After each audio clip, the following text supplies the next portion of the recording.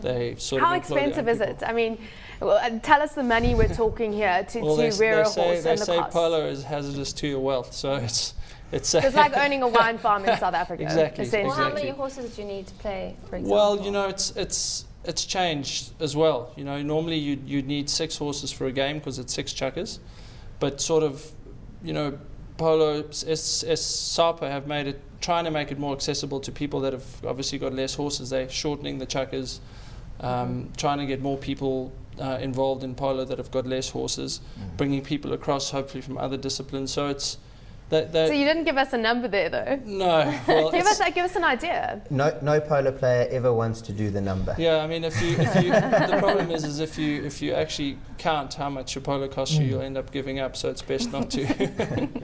I think talking about those numbers, you spoke about the glitz and glam that's associated with horses, and I thought, immediately about the Met in Cape Town and the Durban July in Durbs, and those often get a lot of sponsorship from various companies across the board.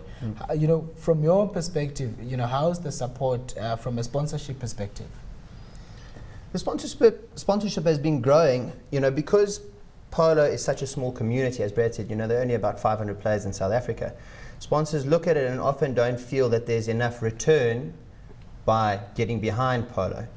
What we found now of late, with an example, the Africa Cup, which we have at the Ananda Polo Club, people are now seeing the benefit being associated with the glitz and glam. And then on top of it, it's being open to a much broader audience with a development angle, that sponsors are slowly getting into it. But I think there's still going to be a bit of time. It's a process. Eventually, hopefully, we'll be the same as JMB Met and the Durban July. You know, the thing to mention as well is that the BMW International was been sponsored by BMW for probably the last 24 years. So I think it's one of the longest standing sponsorships. And they have had their Development Cup, which they have the Development Curtain Raiser. I think that's been going on for the last 14 years. So it's definitely... How do we need to get more money invested in this sport right now? I mean, you're changing the angle there. You're trying to make it more accessible by having people rent as opposed to own horses. But let's just start off with you, Brad. I mean, what needs to be done to make this a space that people find it lucrative to invest in? Well, I think it's, just being associated with polo. I mean, the people you get to meet through the polo space. It's, like, let's say, for example, this weekend it's a good day out for sponsors to bring their clients. So, it's sort of a tough one to call. It's just exposure. It's introducing people and sponsors to the sport. It's like any other sport. It's not as big as soccer and your sports that you see every day on TV. It's something that needs to sort of get out to the people. So. I mean, talking about getting the sport out to the people, you look at chess, for example. It's a very small niche type of sport, call it sport or activity. But there has been a growing trend of actually taking it to the people, for example, to the townships, and getting young kids off the streets interested in playing chess for mind stimulation and a whole range of other things. From your perspective, are you doing anything active to take the sport to other people? Call it a recruitment drive. We are at the moment at Ananda. We're trying to raise sponsorship to allow development players to play in our big annual event, the Africa Cup, which is actually happening at the end of September on the 29th.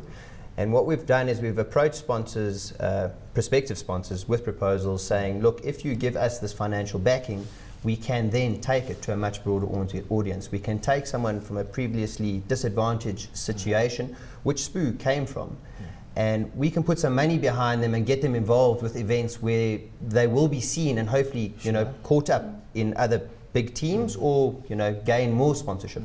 So we're trying, but, it's again What's a process. been the response like from? It's looking quite positive.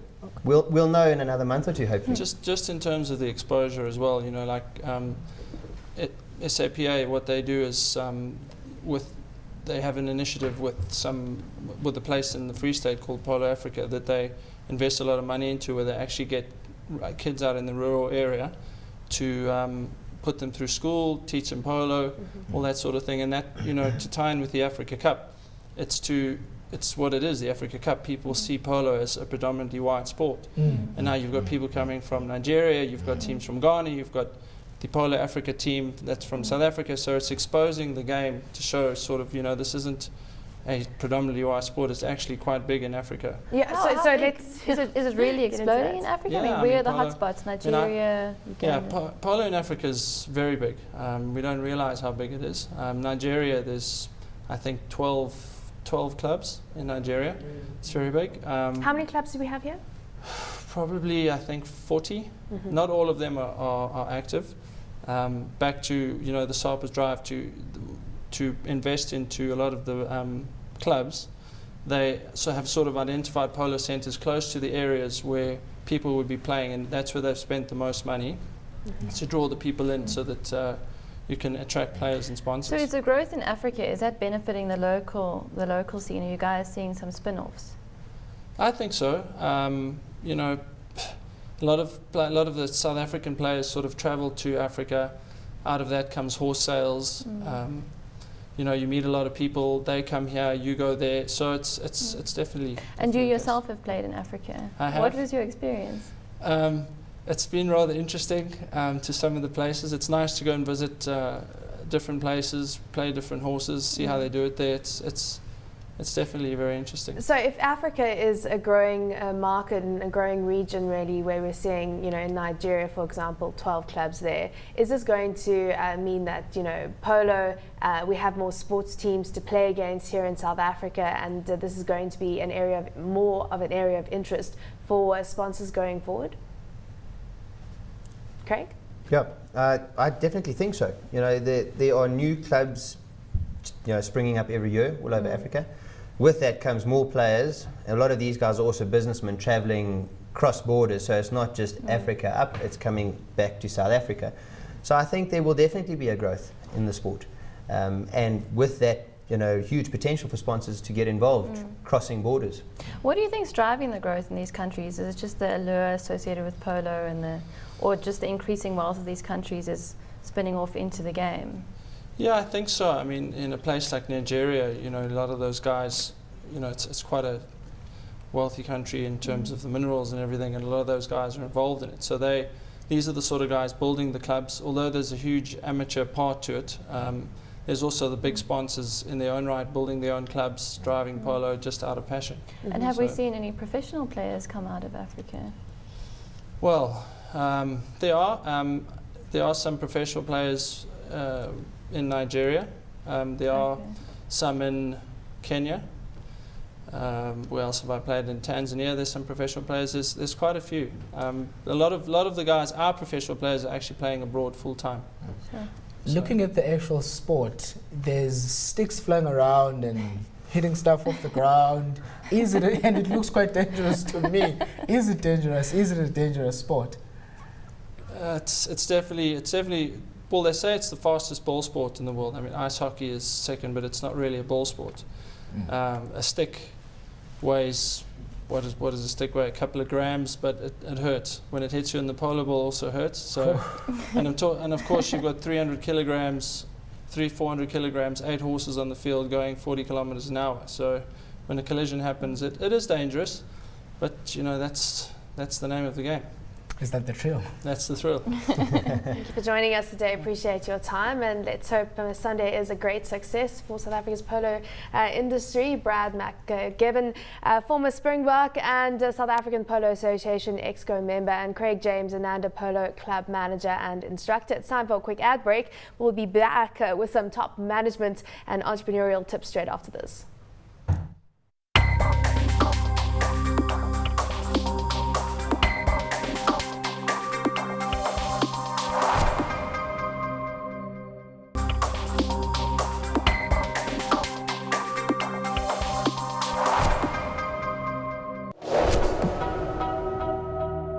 Chapter 6 of the New Companies Act, number 71 of 2008, makes it possible for insolvent or financially strained South African companies to apply for business rescue. What exactly is involved in applying for business rescue, and how does business rescue affect the companies, creditors, financial institutions, shareholders and employees of the insolvent business? We're talking to a senior business rescue practitioner and attorney, that George Nell, and Rudolf Dippenaar, owner of Infobureau. That's a company that recently underwent a business rescue. In fact, Rudolf, you're still going through that process right now, 10 months into it. Yes. Tell us what happened when you realized that you were in dire straits, that you were in a position where you needed to approach legal aid, and tell us how this process has panned out for you. Yeah. See, when we realized that we had a serious cash flow problem, we realized we had to do something, and we came across George. And we had a meeting with him, and having the opportunity through the new the act to go for business rescue, we applied for that, and we went through the whole process of negotiations with all our creditors and to negotiate a rescue plan with them,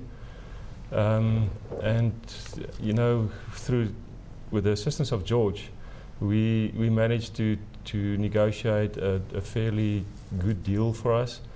At the end of the day, we got a 30% discount on all our creditors that was outstanding at the time when we went into business rescue. And we also managed to negotiate a pay-off arrangement with our creditors over a period of 42 months, interest-free. And I mean, that is definitely, it is assisting us a lot. And as George said, we are now about 10 months into the process, so we are busy walking the path to get ourselves back on track again. Looking back quickly, what led to those cash flow problems? Well, I can put it in a very short sentence: is government not paying timeously, not paying their people doing work for them, and I mean, it's tragic. It's absolutely tragic that we're speaking to another company in South Africa that's had to come almost to its knees and cripple over because of government not living up to those contracts right now. You're civil engineers. We've got those skills in South Africa. We need to keep the people busy, and we need to keep the people employed. What is it about a company that makes it to be able to apply for business rescue? I mean, what is the checklist? Because not all businesses in South Africa can apply to go through this process. Well, the company must be financially distressed. That's the first point, and it must be rescuable. As I said on a previous occasion, the board of the company, if the company is financially distressed, they can resolve that they will go into business rescue. And they must also think that the company is rescuable. So break that down for us. I mean, how do you analyze whether a company will be able to come out the other side? That is a difficult thing to say on the beginning. You have to look at the contracts. In the case of Infobureau, it's a civil engineering company, consulting company with professional engineers. And the only problem is that they can't collect their debtors timeously. So they're in financial difficulty, and we have to structure the payment of their creditors over a period of time. If we on the way here in preparation for this, we've discussed it. If we get all the money in now, it's not necessary for this entity to be in business rescue, and we can stop the business rescue. So in regard to your specific question, you can go, the board can take a decision, or the company, creditor, employee or a union can go to court to ask for business rescue of the company. So what kind of success rate have we seen thus far? The CIPC's figures are, say, 52%. In reality, the definition of business rescue is also the sale of the assets for a better dividend than in the liquidation scenario. I don't really think that is a real business rescue. What we would like to have is a business that, under the same management, go on and save the jobs. So I would say it's close to 30%, but it's at least 30% that's been saved. Okay. How did you hear about this, business rescue? I mean, obviously it's in the law in South Africa, but not all companies in South Africa know that this option even exists. Well, I think in the past there was something similar that you could apply for business to go under business administration. Judicial management. Or judicial management, yes. And in our situation, I was thinking about this for quite some time, But our financial manager, at some point, she did some searches on the internet and came across the opportunity and the possibility to do that. And then she also got a hold of George to assist us with this whole process. During this process, how does it affect stakeholders of the company, especially employees? Does it put any jobs at risk? No, not at all. No, not at all. The Act actually is a bit lenient on that. It hampers my possibility of rescuing the business in a certain sense, because I have to pay all the arrears, and in future I have to negotiate in terms of the Labour Act situations where I want certain people to be laid off and so on. So it hampered me a bit. Sometimes it's better for a company to go into liquidation, because a liquidation scenario, the workers get it's the end of the employment contract. Where in a business rescue, it's not the end of the employment contract, and that is specifically the reason for, partly the reason for this act. And how long does the whole process take? Does it get lagged out quite a bit, or is it? No, I've worked out, it's supposed to end within 6 weeks to 3 months. The stats tells us that it's 5.6 months is the general time period for a business rescue. Now, after you've the business plan was voted in, then the implementation stage begins, and that's where Rudolph's company is in. It's the implementation stage. Of a new business plan? Well, the business plan now, we have to pay off the creditors in the next 42 months. So at this stage in future, I have to decide that I'm going to withdraw from this and file my substantial implementation notice. So that will be in the next few months.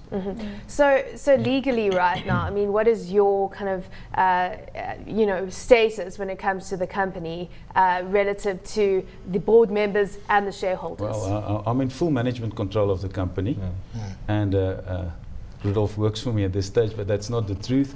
I can delegate some of my powers, which I did, back to Rudolph, and just have a financial hand on the entity. It doesn't. I cannot go to the entity every day. It will be cost ineffective for the entity to have me there.